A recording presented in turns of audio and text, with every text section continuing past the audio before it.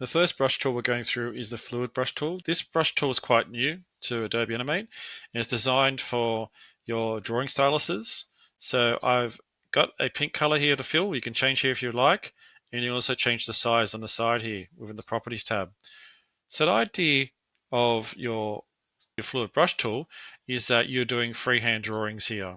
So you would use this when drawing artwork or when doing backgrounds in the scene with more of a hand drawn. Now there's a few options on the side here you can change. You can change your curve smoothing. So this lets it look more natural, so more like hand drawn if you're doing more of that sort of effect. You've also got the roundness. So if I do a full round, you can see it looks more like it's been artificially rounded. And then you've got the angle and you've got other options there. The pressure is interesting.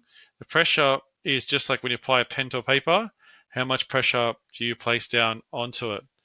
So this option is really good for when doing stylus. You can also change it too by just selecting it.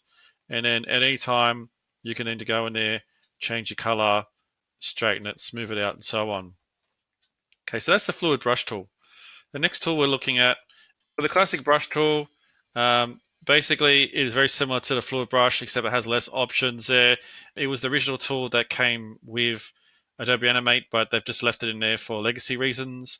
The fluid brush tool is probably better in my opinion when using hand-drawn images.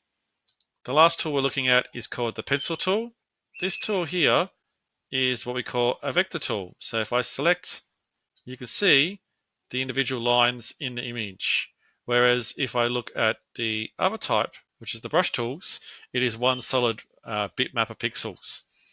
You use the pencil tool especially if you want to resize scale. So you can scale the fluid brush and brush tools, but I don't suggest you do it because it can pixelate.